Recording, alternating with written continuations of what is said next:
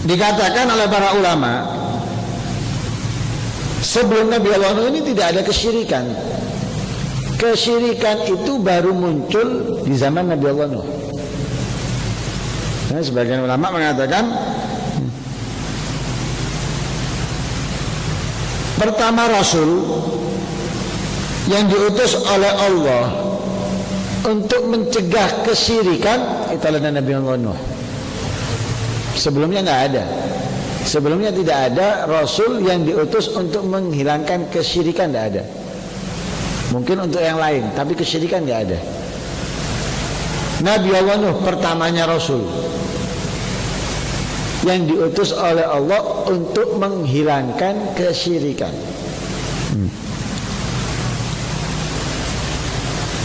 Adapun sebelumnya tidak ada dikenal mereka beribadah kepada selain Allah, nggak ada.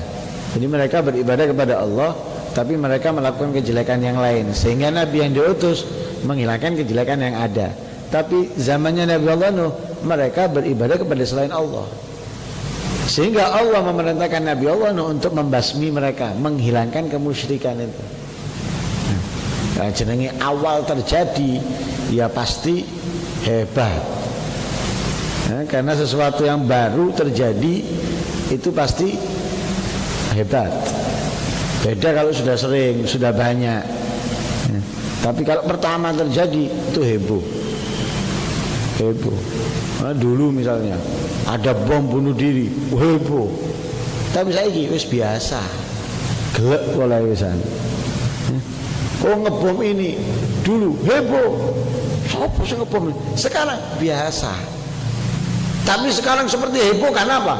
Oh, beritanya wakil soalnya duduk CCTV, tidak cukup TV, media-media yang lainnya selain TV menjadi heboh. Padahal sebetulnya biasa, tapi menjadi seperti kayak heboh. Lek biyen heboh karena memang jarang. Dan Nabi Allah membasmi mereka, menghilangkan kemusyrikan. Nah, ketika Nabi Allah mengatakan, mereka menjawab, inna lanaraka fi dhalamin, justru kamu ini yang kami anggap berada di dalam kesesatan. Jadi seakan-akan mereka membuat ini karena ini yang benar, kamu yang salah. Seakan-akan seperti itu. Jadi seakan-akan mereka menyalahkan Nabi Allah Nuh karena beribadah nggak jelas, yang jelas itu yang kami lakukan.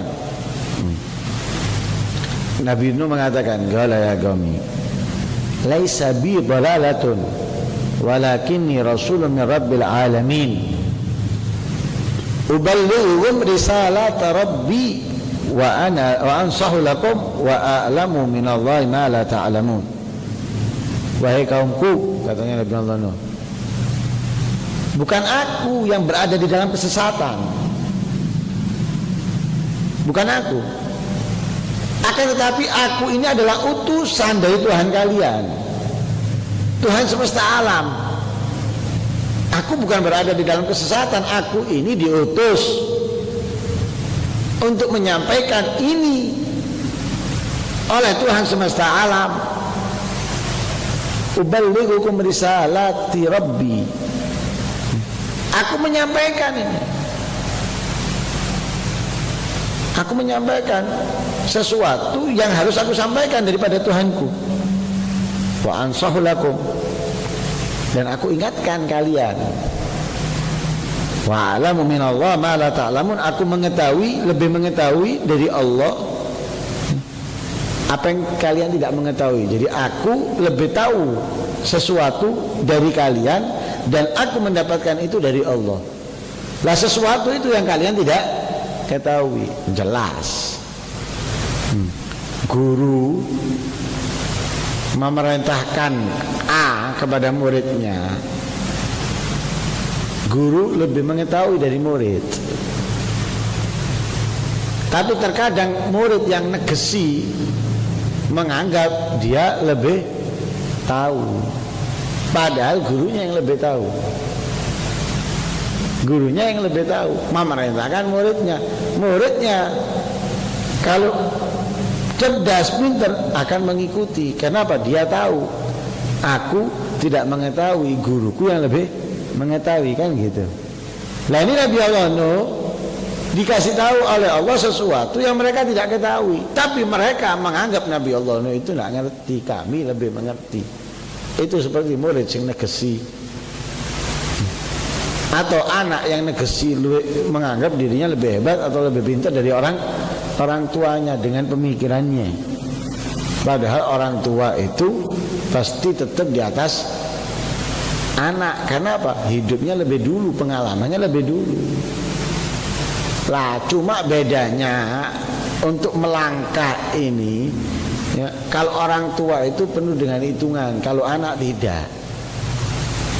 Jadi anaknya gopo, kepingin ndang langsung. Lek wong tua nih nyantai.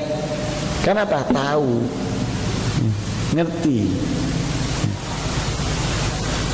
Lah Nabi Nuh mengatakan wa'alamu minallah, aku lebih mengetahui daripada kalian, dan aku mengetahui ini dari Allah. Ma la ta'lamun, sesuatu yang kalian tidak ketahui. Jadi intinya Nabi Allah Nuh menyampaikan kepada mereka ibadah, jangan dilanggar, jalankan, jangan meninggalkan. Ini benar, ini nggak salah ini. Apa yang kalian tuduhkan kepadaku, aku ini bukan sesat, aku ini benar. Aku melakukan ini tidak lain tidak bukan karena perintah yang aku harus jalankan dari Tuhan Allah Subhanahu wa ta'ala, Tuhan semesta alam. Dan aku lakukan ini, aku menginginkan kebaikan untuk kalian.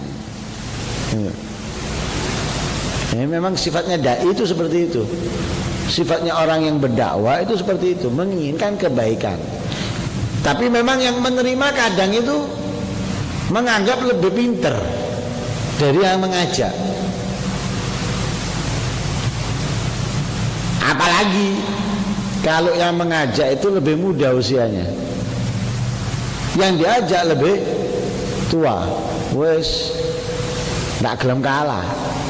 Mas yo ndak bener, sing enom ndak gelem nerima.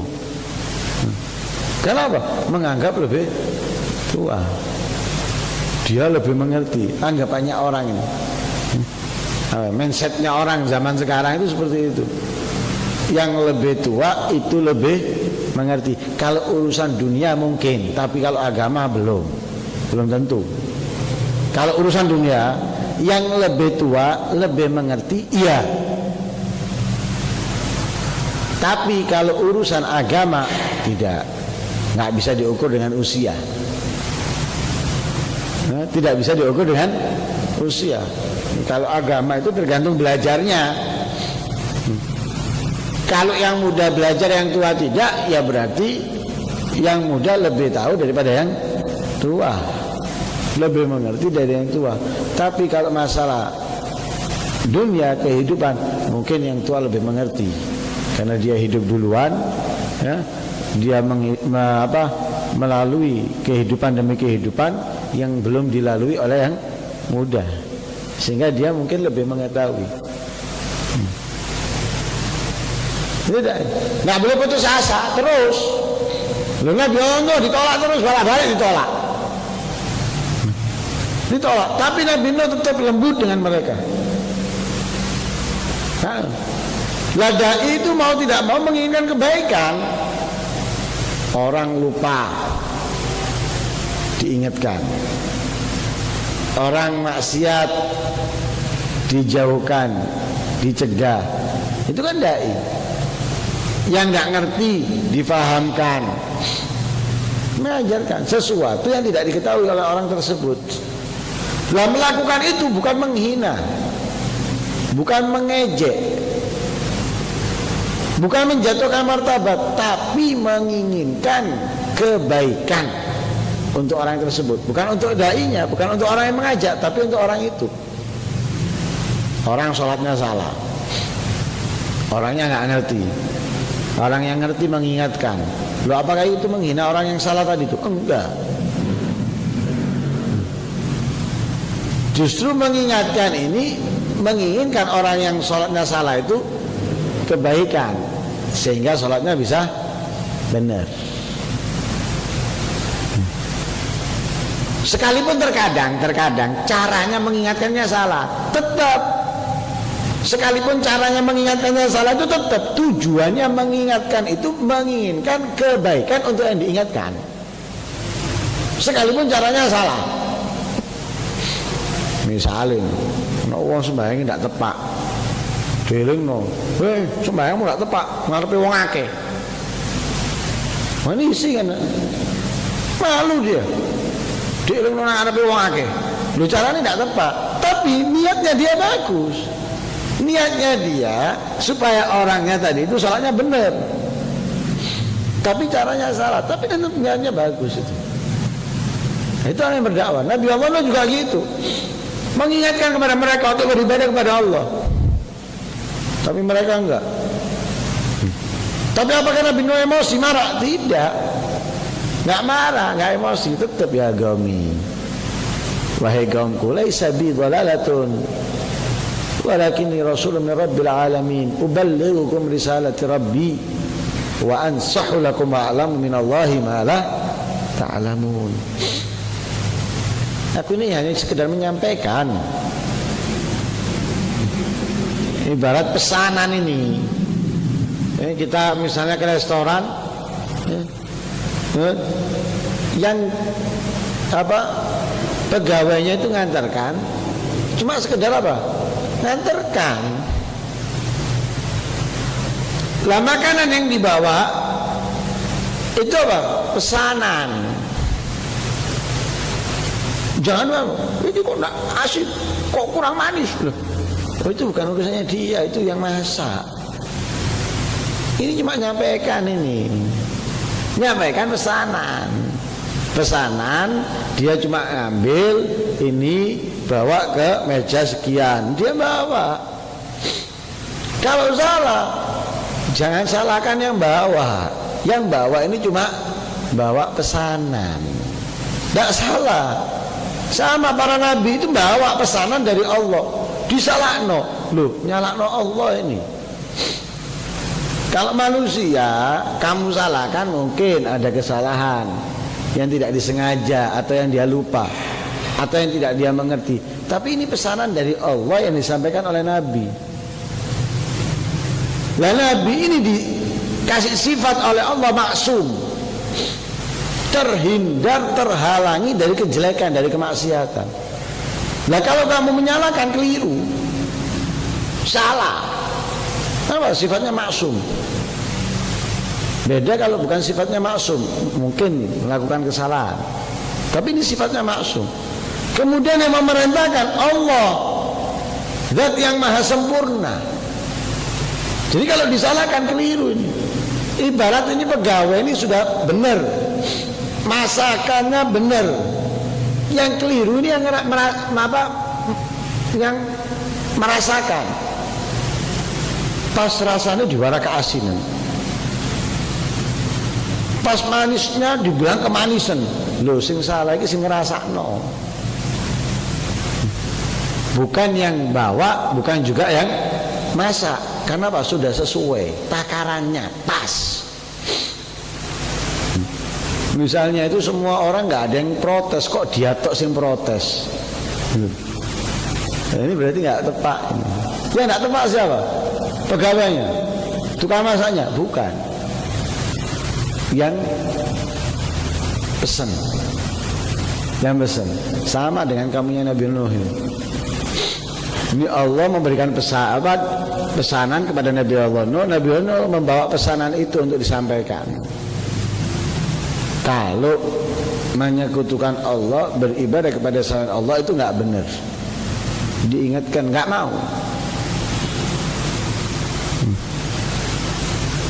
Malah menuduh yang aneh-aneh, menuduh yang bukan-bukan kepada Nabi Nuh. Sehingga Nabi Nuh pun mengatakan kepada mereka, kalau kalian nggak mau seperti ini, ya tunggulah azab yang diberikan oleh Allah Subhanahu wa ta'ala. Ya, sehingga di dalam surat Nuh Allah menceritakan, Allah menceritakan sesuatu untuk mereka. Karena itu insya Allah akan kita bahas di pertemuan berikutnya, agak panjang ya, yang difirmankan oleh Allah, mengenai ayat yang serupa dengan ayat tersebut dengan tambahan lainnya. Di dalam surat Nuh diceritakan oleh Allah Subhanahu wa taala.